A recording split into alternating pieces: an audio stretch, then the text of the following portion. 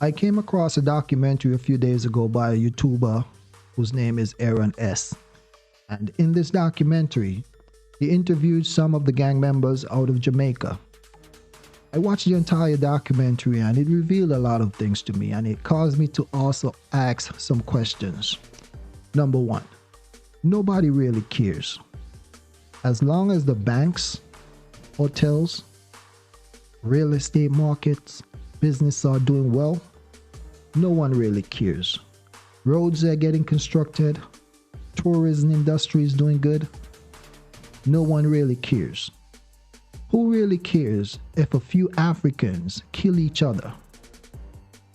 It's not affecting the banks, it's not affecting the hotels, it's not affecting anyone.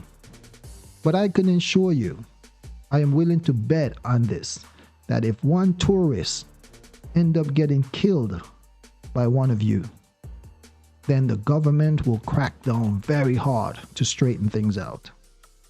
They would straighten things out for the tourist industry, more so than they will for the people of Jamaica. Number two, they do not see the value in you.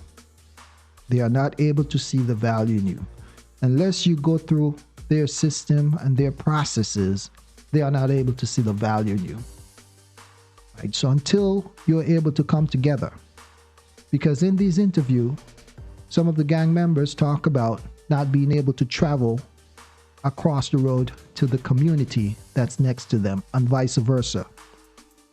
So if you're not able to resolve this little friction you have with each other, then it's going to be hard for the people on the outside to really see value in you. So somebody going to have to take a risk. Somebody going to have to reach across the lines and start figuring things out. Clean up your neighborhood, protect the most vulnerable. And I promise you that solutions going to come to you. And when the government and other people see that you're doing it without them, they're going to want to come and be a part of it. But it begins with you. Now, how exactly you do that? That is a conversation for another day. But at least that's the general idea. You got to make yourself of value. If you don't want to do it through the system, then there are other ways to do it. The last thing I'm going to point out with this, because I'm trying not to make this too long-winded, is that the thing that I see Jamaica is going through is very similar to what I see happening in Trinidad and much of the Caribbean, St. Lucia and other places like that. Almost the same exact thing, which begs this question right here. Do the people still see themselves as a people?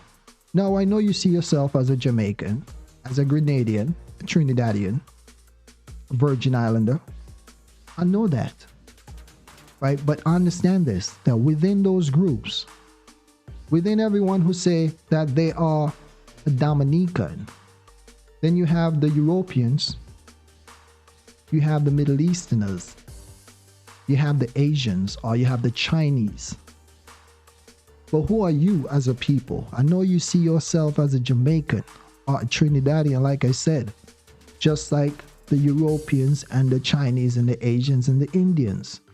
But the Indians, even though they are Trinidadians or Jamaicans, they still see themselves as Indians. The Chinese still see themselves as Chinese.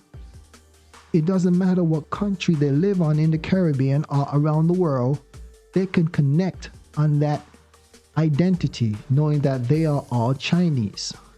At one point in the Caribbean, we saw ourselves as one as well. We saw ourselves as a people, African people. But lately, it seems as though we have been losing a lot of the adhesive that keeps us together, and people are more clinging on to nationality. But the Asians, the Europeans, the Indians, and everyone else, nothing against them, they never lose who they are. They maintain it. And it makes me wonder why. Why are we losing it?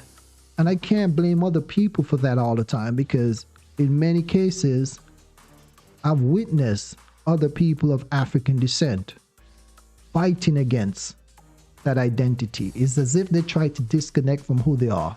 They either try to bleach themselves out or breed themselves out or whatever it is to get away from who they are.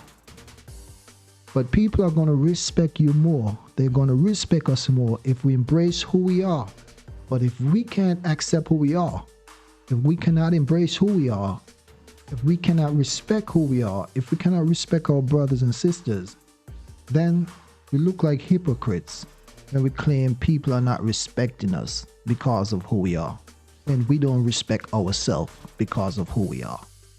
It seems to me that our only hope is the younger generation, that my generation and older is a lost cause.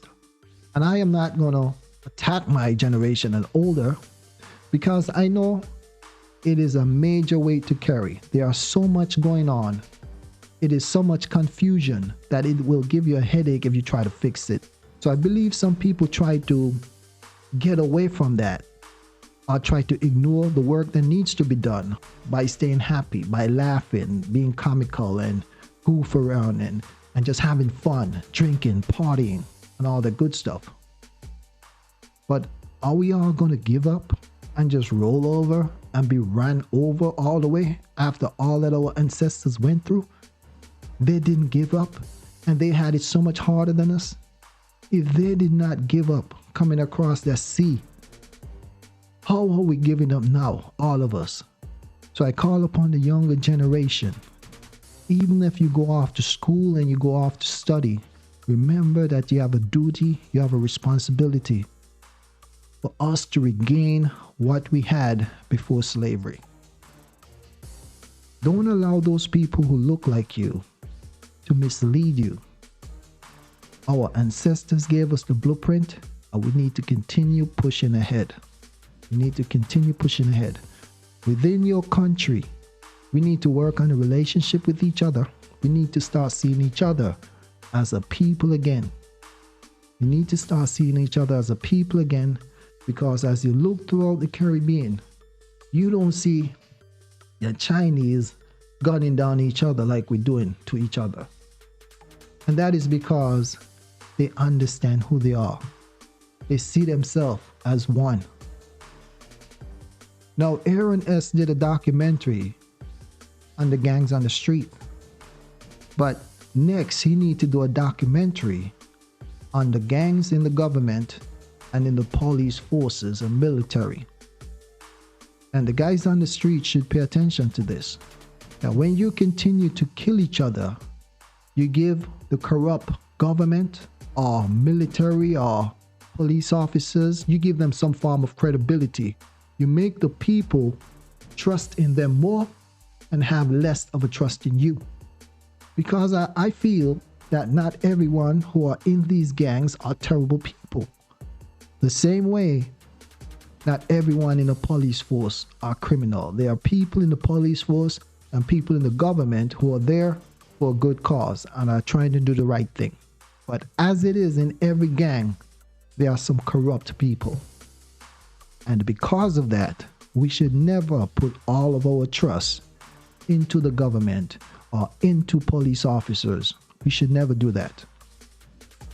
There was an interview I saw in Grenada where this lady said, the interviewer asked the lady, what should we do to fix the violence in the country? And the lady said, we need to get rid of all the guns. The government cannot keep the guns from out the hands of the criminal. That is, and I'm talking about criminals on the street or criminals in the police force. Guns are going to be there. You have guns in your army. The only people who don't really have guns are the good people. You have to have some form of business, or you have to have a justifiable reason to have a gun. Criminals do not need to have any reason that they need to express to the government. They just have a guns. But guess what? If good people have guns, then criminals, whether they are in the government or whether they are simply on the street, are going to reconsider approaching you the wrong way. They're going to reconsider it. So guns are there. You cannot get rid of it. What needs to happen is that the good people need to get trained on guns, and you need to protect yourself. If a criminal, whether in the government or on the street, feel to themselves that if they walk up into your house the wrong way, that they may be taken out on a stretcher, they will avoid coming into your house. They will reconsider coming into your house and probably go to another neighborhood, or they're going to find a different avenue to gain money other than crime.